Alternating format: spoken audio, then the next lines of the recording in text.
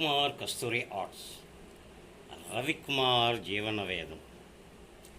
పూర్వం ఏంటి ఇప్పుడు కూడా పెళ్ళిళ్ళు అవుతున్నప్పుడు ఆ పిల్లల పురోహితుడు ధాన్యం ధనం పశుపుత్రలాభం అంటాడు.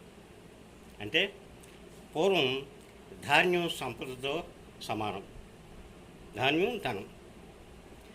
పశువులు అప్పుడు ఎన్ని పశువులు ఉంటే అంత హోదా పూర్వం రోజుల్లో. పుత్రుడు ఉంటే మంచి హోదా. ఇవన్నీ ధనధాన్యాలతో సంబంధం. ఇవన్నీ ఉంటే హోదా, ఇవన్నీ ఉండాలి అని ప్రాప్తిరస్తు అంటారు. ఇప్పుడు మనం ఏమందాం?